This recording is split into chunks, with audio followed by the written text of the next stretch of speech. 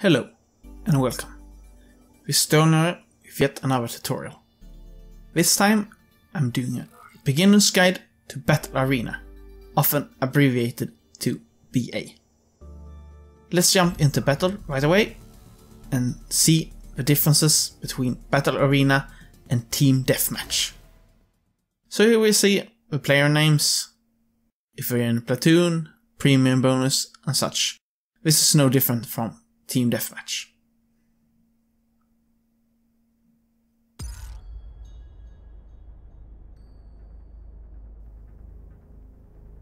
While we're waiting to engage in battle, you can press enter and then tab to switch chat channel to everyone and wish everyone good luck and have fun. Now let's pause this and go over some of the differences.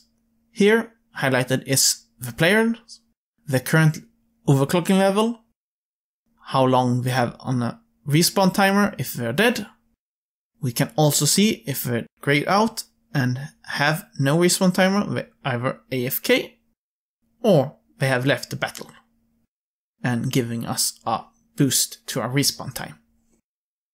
If you see a difference in the amount of players in the teams, then someone didn't connect, and currently this doesn't give you any advantage. It's just you're one player down or more. In this field we have the interesting stuff. We have the health of every tower, who's owning the controllable towers. We can see how much plutonium damage bonus it's currently at, and respawn time. So, if we control one tower, this will happen. We will get our shield around our base, as highlighted here with a yellow line under it. If we are controlling two towers, the next thing will activate, and this is passive overclocking that will enable us to get overclocking over time, and also we will earn overclocking faster. The third one is no real effect, it just means we have all towers and the enemy shield will go down. This is also that their effect of having one tower is denied, so they have no shield. These yellow lines are the health of the enemy bases and our base, and we will hear when our base is going down and when the enemy base is nearly dead. Pay attention to this during the match. This is the amount of extra damage we deal to plutonium. That is the base of every tower and base. The longer the game goes on, this will increase. Also, for every tower we own, we also get a bonus. This is the decrease on the respawn time, and this is often due to players leaving and such. In the early game, your respawn time is much shorter. So if you see your own base is under attack, you can respawn and you will be back instantly, more or less. This upper tower signifies the upper tower on the map. It's not from your viewpoint. It's where on the map it is. The middle symbol indicates the middle tower and is the one between the southernmost tower and the northernmost tower. This varies from map to map on the location. And of course the lowest one is the most southern one. Here we can see our overclocking level, how far we are from the next. That's the one there. We have the 100%, which is our total amount of health, and it's based on our CPU. When this reaches 0, you're actually at 25% CPU. And let's get in. Now we can enlarge map with M, and this is through enhancing, so we can look at this a bit clearer. And we're gonna go through where to go.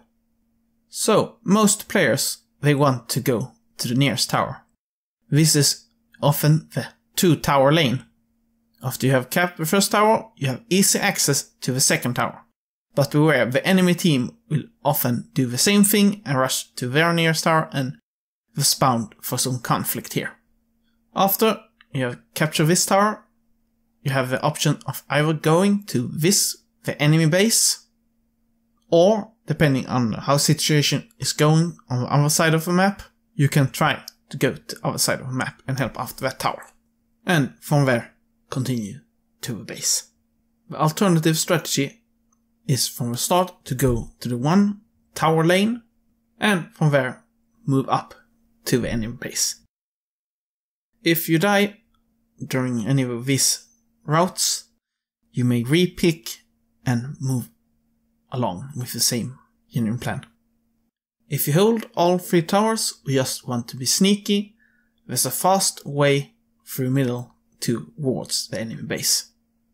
This can be useful when you know that the enemy is preoccupied attacking several bases and you know the enemy base is vulnerable. And back to the game. We're gonna go for the one tower lane. We can use left control to alert. We have I'm going here, go here, and the purple danger. Your plutonium reactor is under attack.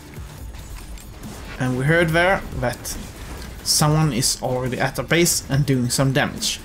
You can also see we don't have any bonus damage to our base.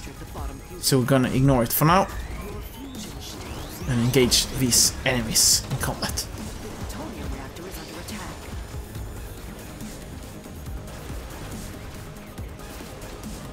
This is lower rating bot, but if you're higher, I suggest always having one nanogun, because healing is good for the team and you gain a great deal of score. Your plutonium reactor is under attack.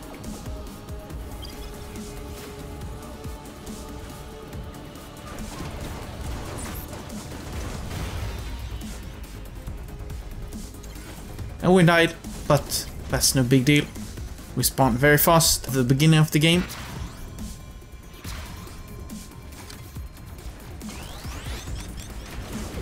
Here we killed one close to our base.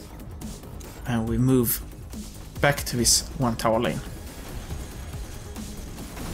We can see here that is in fact only 2 rows of crystals that needs to be destroyed. We see here a line symbolizing where this line is. And one player disconnected, and we have a lower time of respawn. Your plutonium reactor is under attack. And the enemy didn't take this tower, so I'm gonna go here and steal it.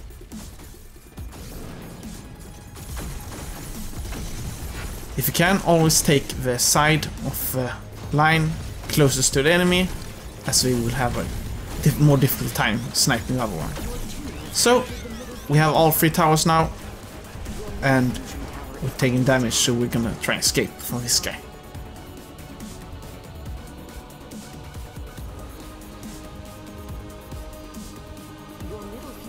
Now we have about 200% extra damage towards plutonium, and after we finish off this guy, we're gonna head to the enemy base.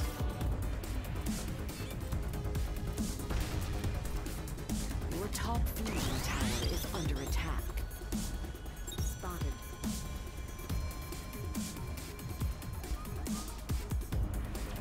Your top fusion tower is under attack.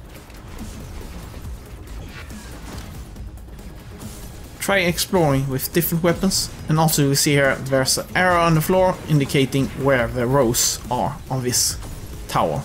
There are 4 rows on this main base, and there's 2 on the small towers. We can use the plasma if we gain enough energy to deal some splash damage, but otherwise we just use the SMGs for direct line destruction.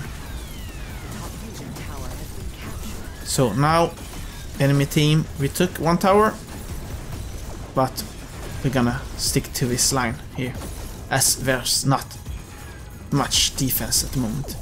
So that's 1 line down.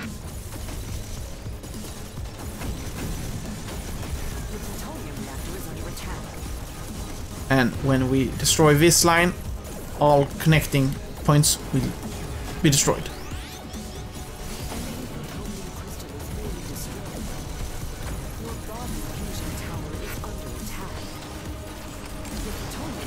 As you saw there, I switched rapidly to plasma, and again began firing on with SMGs. Your bottom fusion tower is under attack.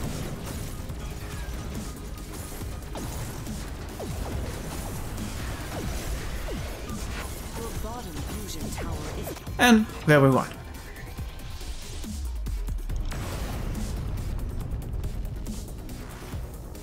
Say team victory, and the score on the winning team has been doubled. But as you can see, I didn't get the top kills, top assist, and we also see that there are some people way down that probably disconnected from the game. Let's see, I didn't do the most damage. I didn't get the most kills. Deaths doesn't matter. I didn't get the most hit, but I did get the highest score. So let's go over why this is. So after you exit the game, you get a better scoreboard.